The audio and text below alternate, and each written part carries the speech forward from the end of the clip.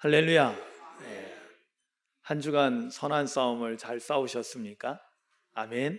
여러분들 오늘 이렇게 교회에 나오신 것만 해도 선한 싸움을 잘 싸우신 겁니다. 여러분 요즘 세상은 옛날에는 우리 어렸을 때만 해도요, 교회 학교 교회 가야지 제일 재밌었거든요. 저희 어렸을 때만 해도 그렇지 않았나요? 교회가 제일 재밌는 곳이었습니다. 그러나 오늘날에는 세상에 재밌는 데가 너무나 많아졌어요. 그런데 이 재미는 사실은 어떤 그 영적인 즐거움을 주는 것이 아니라, 우리의 내면의 깊은 기쁨이 되는 것이 아니라, 사실은 우리의 육체의 그 말초신경을 쾌락을 주는 그런 기쁨에 거의 치중되어 있는 것을 우리가 영적으로 간파를 해야 됩니다. 그런데 사람들은 대부분 이러한 육적인 즐거움을 대부분 쫓아가죠. 그래서 육체의 기쁨을 쫓아가다 보니까 사실은 오늘날 예배하는, 특히 젊은 세대들이 또 어린이들이 예배하는 일을 이렇게 제대로 못하는 경우가 많습니다. 오늘 여러분들이 이렇게 교회에 오신 것만 해도 선한 싸움에서 승리하셨습니다. 아멘. 그렇다면 이 시간 말씀 들을 때는 또 어떻게 해야지 선한 싸움에서 승리할 수 있을까요? 졸지 않고 딴 생각하지 않고요. 여러분 집에다 뭐 두고 왔네 이런 생각하지 마세요. 딴 생각하지 마세요. 그냥 하나님 말씀에만 귀를 기울이십시오. 아멘. 그리고 이 말씀을 귀로만 들으려고 하지 말고요, 입으로 받아 잡수시려고 하셔야 돼요. 하나님의 말씀은 생명의 양식이고 영의 양식이기 때문에 우리가 입으로 먹어야 됩니다. 그래서 우리가 아멘을 하시는 거예요. 아멘을 해야만이 이 말씀을 내가 받아 먹게 됩니다. 내 거가 된다라는 거죠. 여러분, 귀로 듣는 건 이렇게 듣고 이렇게 흘러갑니다. 분명합니다. 귀로 들은 거는 우리 여기 예배 끝나자마자, 아니 설교 끝나고 광고 시간 되면 벌써 다 잊어버릴 것입니다. 그런데 우리가 먹은 것은 내가 설령 잊어버려도 내 안에 있게 되는 거죠. 아멘이죠. 내 삶의 에너지가 됩니다. 영적인 파워가 됩니다. 그래서 말씀을 아멘으로 잡수시기를 주님의 이름으로 축원합니다. 아멘. 우리가 지난주까지 우리가 디모데에게 보내는 편지인 디모데 후서에 있는 말씀을 함께 은혜를 나누고요, 오늘부터는 데살로니가 후서에 있는 말씀을 함께 나누려고 합니다. 데살로니가라는 도시는 이 현재 그리스라는 나라가 있잖아요. 여러분들 그 그리스 신화로 유명한 그리스라는 나라, 터키에서 유럽으로 처음 들어가면 첫 번째 나오는 나라가 그리스라는 나라입니다. 우리가 알다시피 사도 바울이 아시아 지역에서 복음을 전하려고 할 때, 두 번째 하나님께서 이 전도 여행 때 하나님께서 아시아로 가는 것을 막으셨다라는 이 글이 나오고, 그래서 유럽으로 건너가게 하시거든요. 바로 유럽의 첫 번째 관문으로 가서 첫 번째 만났던 도시가 빌립보고, 그 다음에 만난 도시가 데살로니가라는 도시입니다. 그래서 유럽의 첫 관문인 마게도냐 지역에 있는, 지금은 이제 그리스 북부죠. 그 마게도냐 지역에 있는 가장 이 마게도냐 지역에서 수도라고 할 수 있는 그런 도시가 바로 데살로니가입니다. 그리고 이 데살로니가는 물론 사도 바울에 의해서 복음이 전해졌고 교회가 세워지게 됐어요. 그런데 이후에 교회를 세우고 나서 사도 바울은 또 남쪽으로 내려가서 고린도 지역으로 가서 거기에서 사역을 할 때 데살로니가 교회를 향해서 이제 편지를 쓰게 된 것입니다. 그게 첫 번째 편지가 데살로니가 전서, 그리고 두 번째 편지가 데살로니가 후서입니다. 오늘 데살로니가 후서에서 이렇게 첫 인사를 이렇게 하고 있는 서신의 이제 첫머리죠. 이 내용을 보면은 참 좋은 내용으로 시작됩니다. 여기 그런데 이 편지는 사도 바울이 혼자 쓴 것이 아니라 사도 바울과 실루아노와 디모데, 여기 실루아노는 누구죠? 사도행전 16장에는 실라라고, 바울과 실라 이렇게 우리 잘 익숙하죠.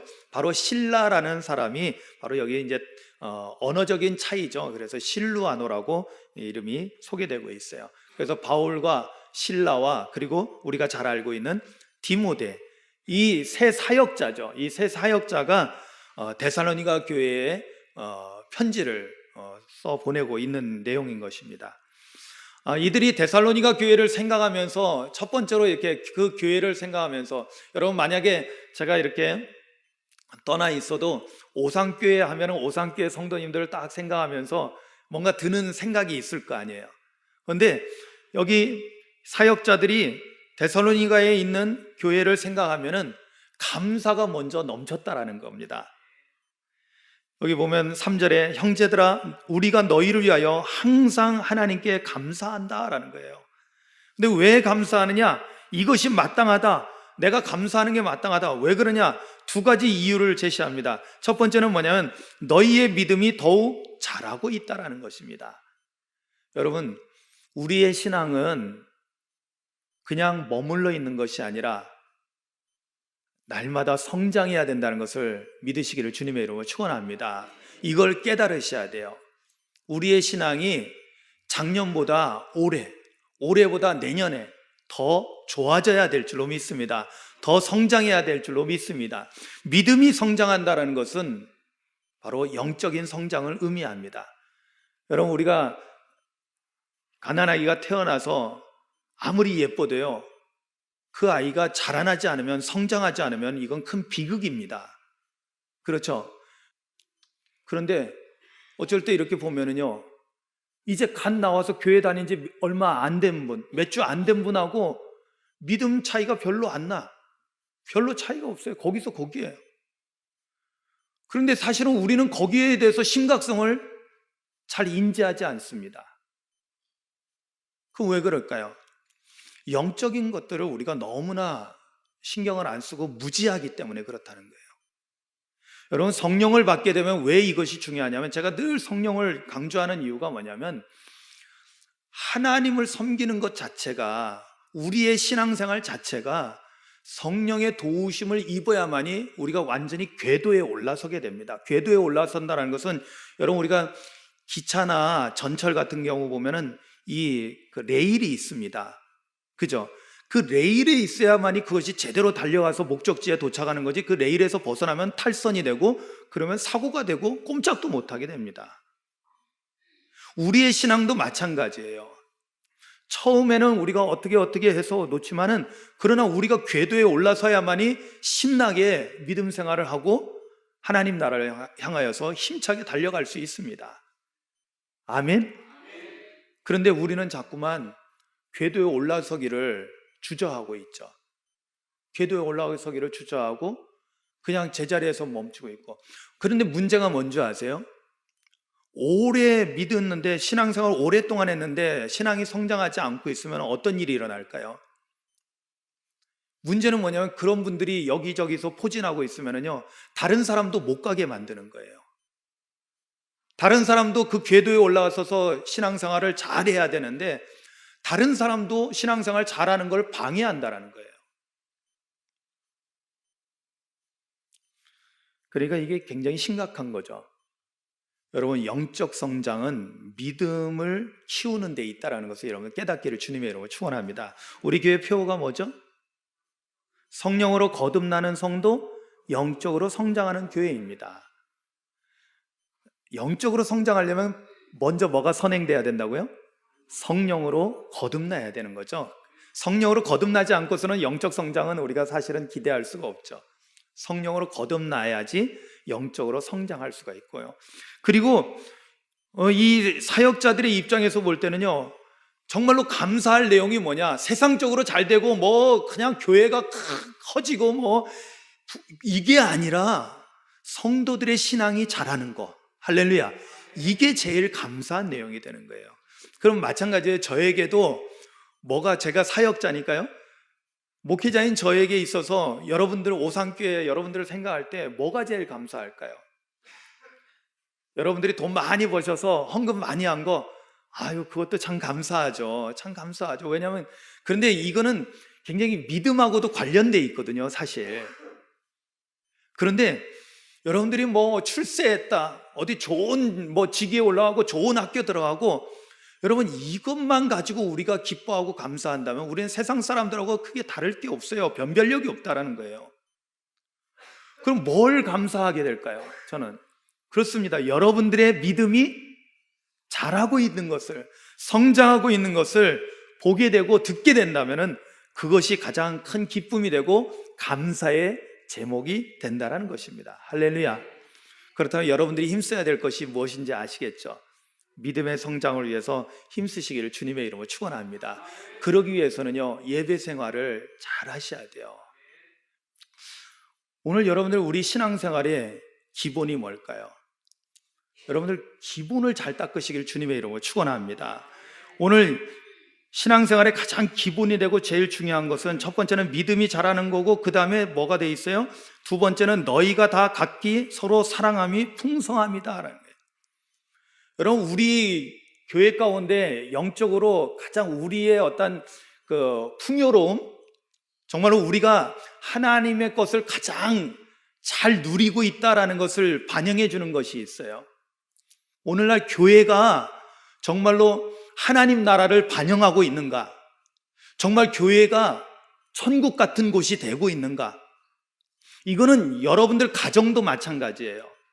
여러분, 여러분들의 가정이 천국 같은 가정이 되기를 원하십니까? 지옥 같은 가정이 되기를 원하십니까? 여러분, 지옥 같은 가정이 되기를 원하는 사람은 하나도 없겠죠. 다들 우리 가정이 천국 같은 가정이 되기를 원하는 줄로 믿습니다. 아멘이죠. 그렇다면 천국은 하나님 나라를 말하는 건데, 하나님 나라를 이룬다는 것은 어떤 조건이 충족돼야지 그것이 될까요?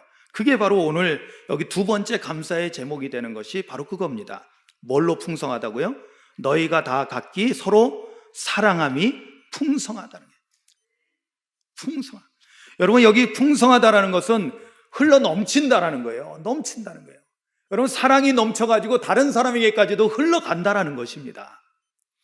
여러분, 오늘날 이 교회가 하나님 나라를 이루고 있다는 것은 뭘로 우리가 측정할 수 있냐면은 바로 우리가 얼마나 더 사랑하고 있느냐에 따라 이것이 결정된다는 거예요. 목사님이 성도들을 사랑하고, 성도들이 목사님을 사랑하고, 서로 성도님들이 사랑할 때, 그 사랑이 넘쳐날 때, 그래서 그 사랑이 여유가 있어요. 여러분 보세요. 우리가 여유가 없으면은 좀 다른 사람들이 잘못한 걸 못 봐줘. 근데 내가 여유가 있으면은요, 다른 사람이 잘못한 걸 내가 덮어주고 오히려 내가 감싸주는 그런 여유로움이 있어요.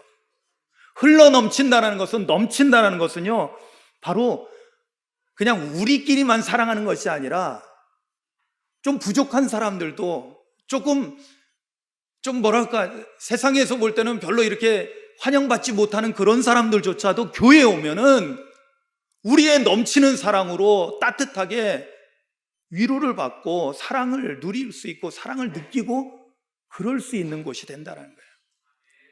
교회가 바로 그런 곳이 되어야 한다는 거예요.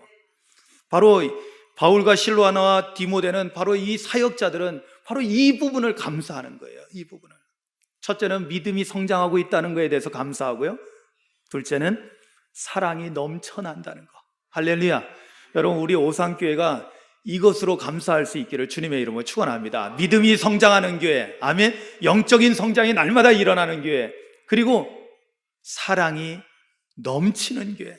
그래서 우리 주변에 있는 믿지 않는 사람들도 우리의 사랑을 이렇게 누릴 수 있게 되는, 아멘이죠. 우리가 그 사랑을 나누고 베풀 수 있는 그러한 교회가 될 수 있기를 주님의 이름으로 축원합니다.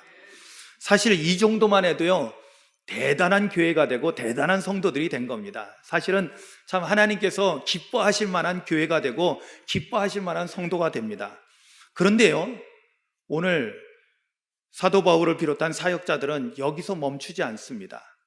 우리가 쭉 내려와서, 오늘은 포인트가 11절 12절 말씀이기 때문에 쭉 내려와서 11절을 보니까요, 이러므로 우리도 항상 너희를 위하여 기도함은 이라는 말씀으로 시작됩니다.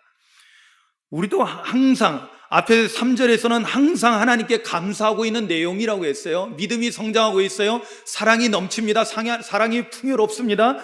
그런데 거기에서 멈추지 않고 계속해서 중보기도를 한다는 거예요. 데살로니가 교회에 있는 성도들을 위해서 사역자들이 항상 기도하고 있다는 거예요. 근데 그 기도하는 내용은 뭘까요?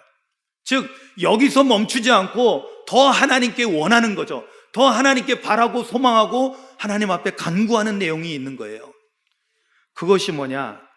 바로 그 다음에 보니까요, 우리 하나님이 너희를 그 부르심에 합당한 자로 여기시고, 아멘. 여러분 오늘 그래서 말씀 제목이 뭐예요? 부르심에 합당한 자가 되라. 아멘.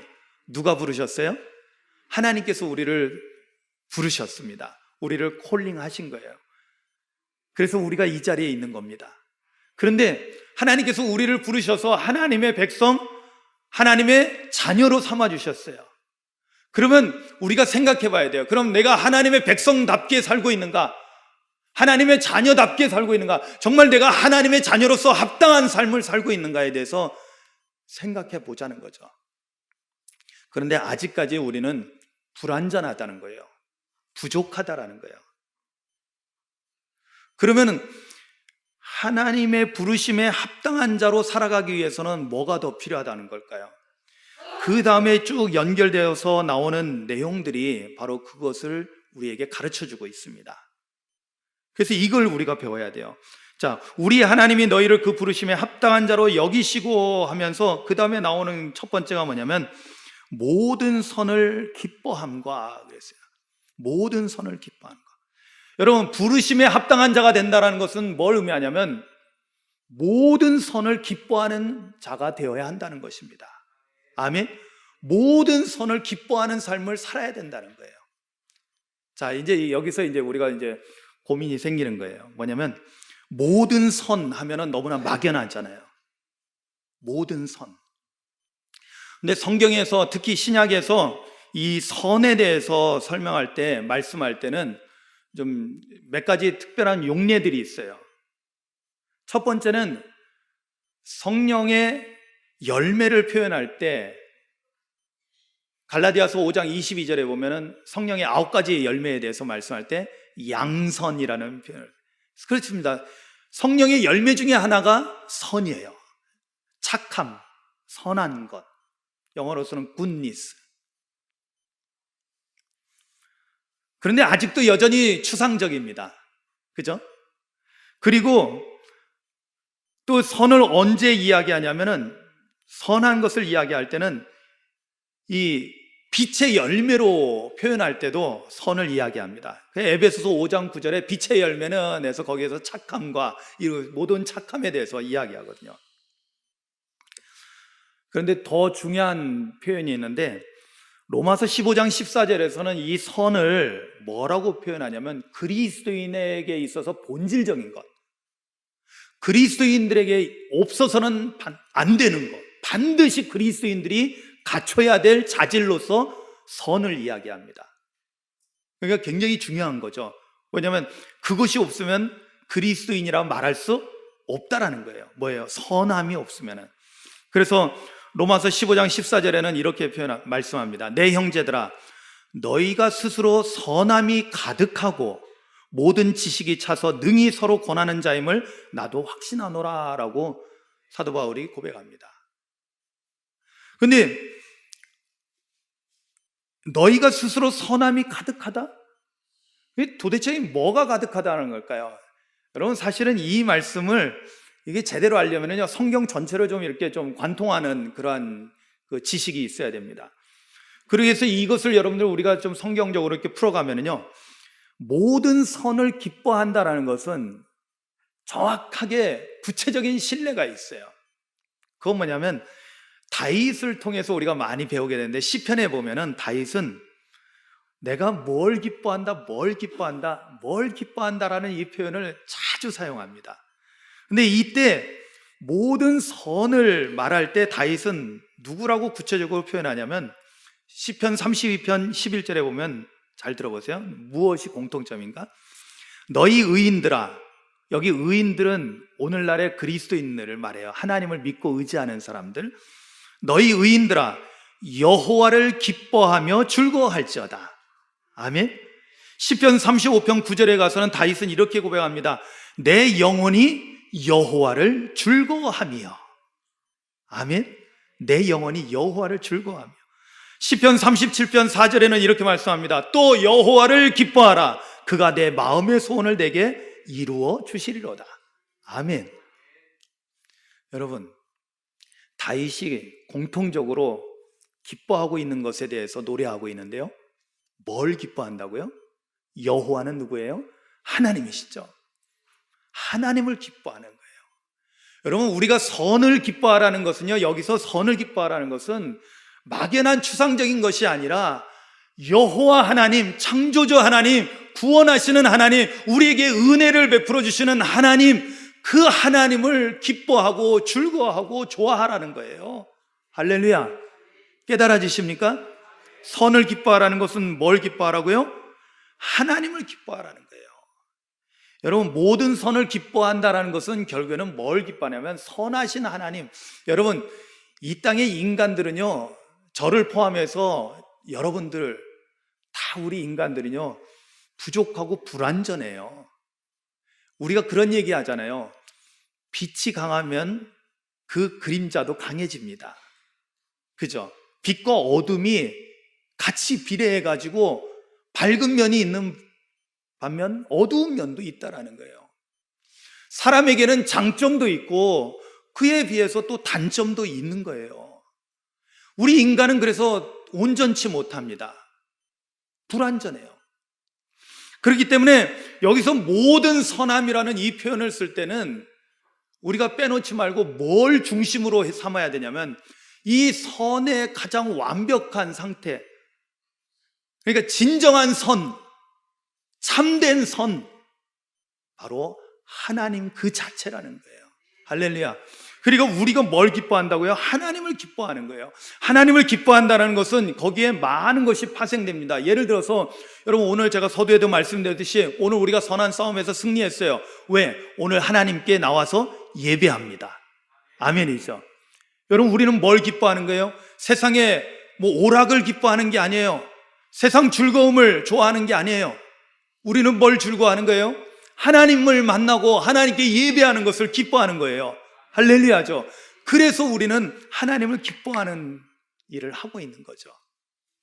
그런데 거기서 끝나지 않죠. 이 예배는 그 중에 하나고요. 하나님을 기뻐한다는 것은 뭐냐면 우리가 하나님의 말씀을 받을 때도 기쁨으로 그 말씀을 받는 거예요.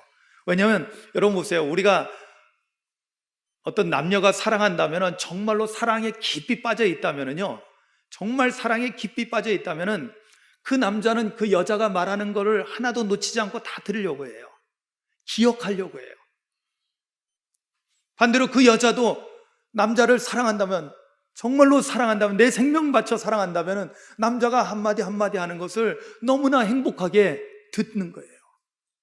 여러분, 우리가 선을 기뻐하고 정말 하나님을 기뻐한다면 하나님께서 우리에게 주시는 말씀도 너무나 기쁘게, 소중하게 받아들이게 된다는 거예요.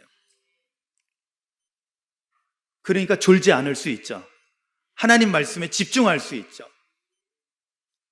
우리가 정말 하나님을 기뻐하고 하나님을 사랑한다면, 하나님 말씀을 기뻐한다면 너무나 좋고 너무나 재밌잖아요. 할렐루야. 그 말씀을 들으면서 여러분, 우리가 정말 재밌는 옛날 이야기 들으면서 졸 수 없듯이 눈이 초롱초롱해지듯이 하나님 말씀 들을 때 그런 역사가 일어나야 된다는 거예요. 그러니까 이게 우리가 부르심에 합당한 자가 되기 위해서는 무엇보다도 하나님 말씀 앞에서요, 하나님을 기뻐할 수 있어야 돼요. 그리고 우리가 세상에 나아가서도 말씀 붙잡고 살아가는 삶이 기쁨이 되어야 합니다. 아멘. 그게 모든 선을 기뻐하는 삶을 사는 거예요.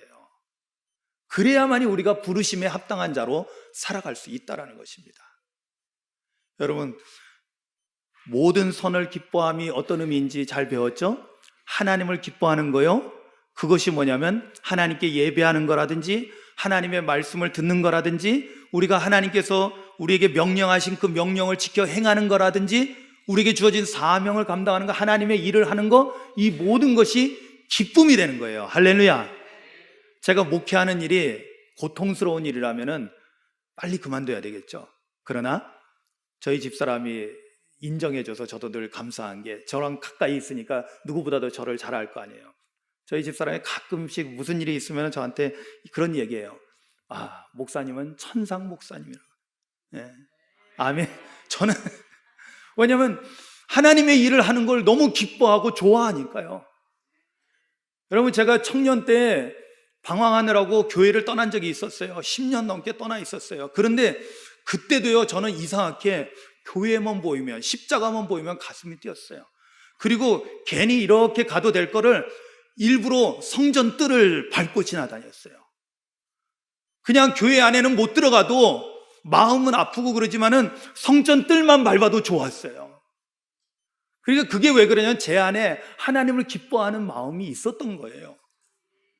그러니까 다시 하나님께로 돌아오고 회복되고 또 목사가 된 거예요. 그래서 여러분, 우리가 부르심에 합당한 자가 되려면은 첫 번째는 모든 선을 기뻐하는 삶을 사시는 겁니다. 아멘. 이걸 꼭 기억하시기 바랍니다. 그러면 두 번째는 뭘까요? 믿음의 역사를 능력으로 이루게 하시고라는 이 말씀에서 우리가 찾을 수 있습니다. 믿음의 역사를 능력으로 이루게 하시고라는 이 말씀을 통해서 우리가 알 수 있는 것은, 우리가 부르심에 합당한 사람이 되려면요, 능력으로 믿음의 역사를 이루는 사람이 되어야 한다는 거예요. 아멘. 믿음의 역사라는 게 뭘까요? 역사. 여기 역사라는 거는요, 아르곤이라는 단어를 쓰고 있어요. 헬라 아르곤이라는 단어를 쓰고 있는데, 이거는 어떤 일, 어떤 행위, 어떤 행동을 말하는 것입니다. 그러니까 믿음으로 뭔가 행하는 거예요. 아무것도 안 하고 주여 믿습니다 하고 있는 것이 아니라, 뭔가 우리가 믿음으로 우리가 움직이고 활동하고 뭔가 일을 하는 거예요. 뭘 해야 되는 거예요. 그런데 놀라운 것은 믿음으로 어떤 행위를 할 때 뭘로 한다고요? 능력으로 한다는 거예요. 능력. 여기 성경에서 이 디나미스라는 이 능력은요, 그냥 단순히 하나님의, 우리 인간의 능력이 아니에요. 하나님의 능력이 우리에게 임하는 거예요. 그러면은 우리가 부르심에 합당한 자로 살려면 어떻게 해야 돼요? 내 능력으로 사는 게 아니라는 거죠. 하나님의 능력을 받아서 그 능력을 가지고 믿음의 일들을 이루어가는 삶을 살아가는 거예요. 이제 그러려면 두 가지 조건이 필요해요. 뭐냐면 첫 번째는 하나님의 능력을 받는 거예요. 또 하나는 뭐냐면 우리가 믿음의 행위를 하는 거예요. 그런데 여러분, 이게 순서가 뭐가 우선일까요? 능력 받은 다음에 일을 할까요? 아니면 일을 하면은 능력이 주어질까요? 여러분, 이 양자가 다 맞을 수 있지만은 영적으로 제가 경험한 것들을 보면은요, 우리가 믿음으로 주님의 일을 뭔가를 할 때, 그 행위를 할 때 하나님께서는 우리에게 능력을 더욱더 강하게 나타내 보여주신다는 거예요. 할렐루야. 믿음으로 행하지 않으면은요, 하나님의 능력도 안 나타나고 그냥 넘어갈 때가 있다라는 거예요. 여러분, 우리가 사실은 능력을 다 갖춰놓고 하나님의 일을 하지 않습니다. 그렇잖아요. 우리도 여기 뭐 돈 다 은행에다 쌓아놓고 이 건축을 하는 게 아니잖아요. 많이 부족합니다. 제가 실제로 목회 처음 나와가지고 건축할 때도 그랬어요. 더 어려운 곳이었죠. 섬에, 작은 교회. 별로 좋지 않은 표현이지만 미자립 교회, 정말 어려운 상황에 있는 교회에서 건축을 해야 되는 상황이었어요. 5년 동안, 6년 동안 건축을 위해서 기도하고 헌금을 했습니다. 그 통장을 봤더니요, 아직 턱도 없어. 앞으로 이렇게 해가지고 10년, 20년을 헌금해도 건축을 못 하겠더라고요. 왜? 물가가 올라가니까. 불가능하더라고요. 그러니까 어떻게 보면 우리가 무슨 이 세상에서 무슨 일을 할 때 보면은 뭐가 능력이에요? 돈 있으면 하잖아요. 돈 있으면. 아니, 나도 돈만 많으면 다 하지. 결국에는 뭐예요? 세상 사람들은 돈을 능력으로 봅니다. 그래서 돈이 있으면 할 수 있고 돈 없으면 못 하는 거예요. 그런데 저도 일단은 인간인지라 돈을 봅니다. 계산하니까 이거 안 되는 거예요. 불가능한 거예요. 앞으로도 불가능하더라고요. 앞으로도. 그런데 기도를 하니까 주님이 제 마음에 감동을 주시기를, 야, 충분히 준비했다? 여러분, 우리는 돈을 보면은 아직도 충분히 아니라 5분의 1도 너무나 반도 안 되는데, 주님은 뭐라고 말씀하시냐면, 너 충분히 준비했다? 기도도 충분하다? 6년 동안 했으니까 많이 했잖아요. 그러니까 제 7년째는 하라는 거예요. 하라는 거예요. 근데 아직까지는 아무것도 뭘 보여주시지 않으셨어요. 근데 하라는 거예요. 마음에 너무나 강한 감동이 온 거예요. 그래서 어떻게 해요? 순종해야죠. 그리고 순종하고 했습니다. 하니까 어떤 일이 일어날까요? 막 밀려오는 거예요. 그때서야 나타나는 거예요. 제가 그때 깨닫게 된 거예요. 우리가 믿음으로 역사할 때, 믿음으로 어떤 행위를 할 때 하나님께서 능력을 우리에게 부어주신다는 거예요. 아멘. 그러면 안 했으면 어떤 일이 일어났을까요? 안 했으면 아무 일도 안 일어나죠. 하나님 능력을 경험하지 못하게 되죠. 건축이 완공되고 봉헌했을 때 많은 사람들이, 특히 믿지 않는 사람들하고 믿는 사람들의 반응이 확 달라집니다. 믿지 않는 사람들은 뭐라고 말하는 줄 아세요? 우리 교회 형편을 아니까 목사님이 재주가 좋으시대, 수단이 좋으시대. 그러니까 목사님이 어디 가서 다 돈을 갖고 온 줄 알아요. 왜냐하면 비도 없이 다 마쳤고 오히려 1년 결산할 돈이 남았으니까 건축을 마치고 봉헌할 때요.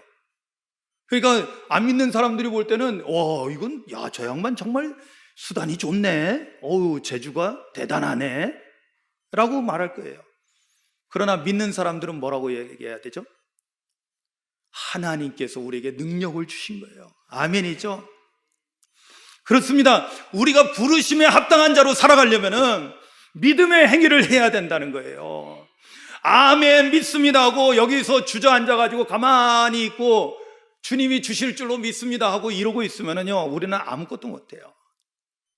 주님이 우리 마음 가운데, 물론 처음에 기도하고 주님께 묻고 하는 게 중요합니다. 그런데 주님이 우리에게 응답하시고 우리에게 강한 마음을 주시면은 그 일을 하는 거예요. 아멘이죠? 믿음으로 하는 거예요. 거기에 하나님의 능력이 부여되는 거예요. 이것을 경험할 때 우리는 비로소 하나님의 부르심에 합당한 자로서 우리가 삶을 살게 되는 거예요. 여러분, 이것은 영적 성장, 믿음의 성장하고도 아주 중요한 연관관계가 있어요. 우리가 이런 일들을 경험할 때마다 뭐가 늘어날까요? 뭐가 성장할까요?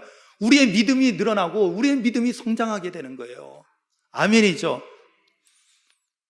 오늘 우리가 이렇게 기공 예배를 드리고 건축을 하게 되는데, 저는 이 건축을 통해서요, 단지 우리가 외적으로 보여지는 뭔가 좋은 게 하나 생겨서 편하게 신앙생활하고 또 저 오상계가 좀 더 좋아지고, 이것이 아니에요. 뭐가 더 중요하다고요? 아까 처음에 감사한 내용이 있죠. 뭐가 자라야 돼요? 믿음이 자라야죠. 그래야지 기쁨이 되는 거예요. 영적으로 성장이 일어나야 되는 거예요. 아멘이죠. 그런데 우리가 이 두 번째 믿음의 역사를 능력으로 이루게 하시는 이 놀라운 일들을 경험하게 되면은 우리도 하나님 살아계시구나, 하나님이 우리를 도와주시는구나, 아멘, 이걸 경험하게 된다는 거예요. 그래서 우리의 믿음이 더욱더 견고해지는 거예요. 그리고 마지막 세 번째는요, 이 연관이 있죠. 세 번째는 뭐라고 되어 있어요? 12절에 우리 하나님과 주 예수 그리스도의 은혜대로 우리 주 예수의 이름이 너희 가운데서 영광을 받으시고 너희도 그 안에서 영광을 받게 하려 함이라. 아멘. 꽤 길지만은 단순합니다. 뭐냐면 우리를 통해서 누가 영광 받게? 하나님이, 예수님이, 우리 주님이 영광을 받으시게 한다라는 거예요. 그러니까 모든 우리가 하나님의 능력을 행했을 때 그 다음이 중요한 거예요. 하나님의 능력을 행하고 나서 마치 내가 잘했다라고, 제가 이 높으신 분들, 이 정치적으로 높아지는 거에 대해서 굉장히 영적으로 아주 경계하고 조심해야 될 부분들이 뭐냐면, 실제로 봅니다. 뭐냐면 이런 분들이 높아지고 난다면요, 꼭 당신이 행한 업적들을 이야기합니다. 이건 정치하는 사람들은 그럴 수 있어요. 세상에 정치하는 사람. 그런데 교계에서도 정치하는 사람들도 똑같아지더라고요. 그래서 보면은 옛날에는 은혜로운 말씀을 전했던 분들이 와가지고는 내가 무슨 일도 했고 내가 무슨 일도 했고, 여러분, 우리가 비록 내가면에 살고 있지만은 절대로 여러분 하나님과 관련돼서 신앙적인 일을 할 때는요, 내가라는 이 단어를 조심하시기 바랍니다. 내가라는, 여러분, 내가 한 게 뭐가 있어요? 하나님이 하셨죠. 아멘. 주님이 하셨어요. 주님이. 그리고 우리는 주님이 하셨는데 하나님께서 나를 거룩하게 써주신 거죠. 사용해 주신 거죠. 할렐루야. 그래서 우리는 감사하면서 어떻게 해요? 하나님께 모든 영광을 돌려드리는 거예요.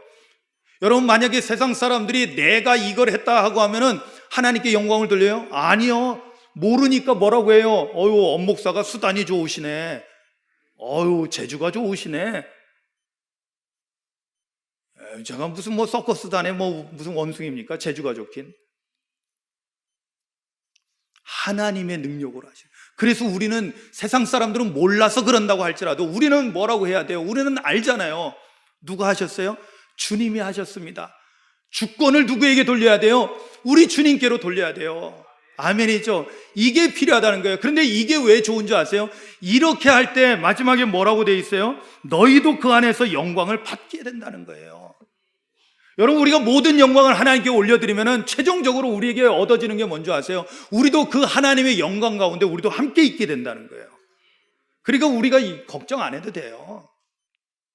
모든 영광을 하나님께 올려드리는 삶을 살아갈 때 우리는 부르심에 합당한 자의 삶을 살게 된다는 것입니다. 제가 다윗을 좋아하잖아요. 좋아할 만한 이유가 있어요. 시편 말씀을 요즘도 제가 새벽에 묵상하면서 정말 은혜를, 그동안 많이 은혜를 받았지만 요즘은 아주 그냥 너무너무 그냥 곱씹으면서 정말 많은 은혜를 받게 되는 게, 이 다윗은요, 시편을 여러분들도 한번 쫙 보세요.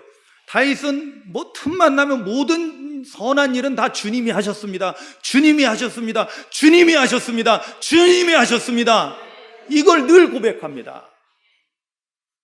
이 고백이 그의 신앙인 거예요. 그는 부르심에 합당한 자로 살아가는 거예요. 그러니까 하나님 마음에 꼭 드는 사람이 된 거죠.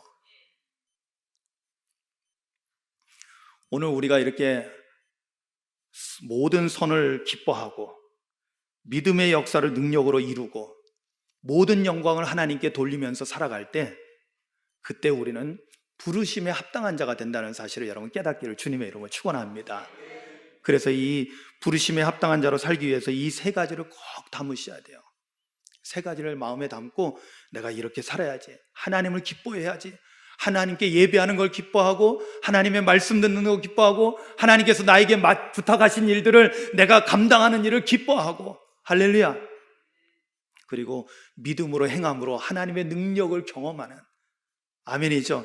그래서 우리의 믿음이 성장하게 되고 이 모든 일들을 행하고 나서 모든 영광을 하나님께 돌려드림으로 해서 그 영광 가운데 우리도 있게 되는 그러한 놀라운 하나님의 은혜와 복 가운데 사시는 저와 여러분들 되시기를 주님의 이름으로 축복합니다. 기도하시겠습니다. 오늘 말씀을 묵상합니다. 오늘 사도 바울을 비롯한 실라와 디모데, 이 사역자들은 데살로니가 교회를 향해서 기도하는 것을 더함으로 인해서 정말로 우리가 어떻게 더 하나님 앞에서 온전해질 것인가, 어떻게 우리가 하나님의 부르심에 합당한 자가 될 것인가에 대해서 말씀했고 우리는 그것을 배웠습니다. 우리 오산교회도 그런 교회가 되기를 원합니다. 부르심에 합당한 자들이 모여있는 교회가 되기를 원합니다. 그러기 위해서 오늘 배운 이 세 가지를 힘써 행할 수 있기를 소망하며 기도합니다.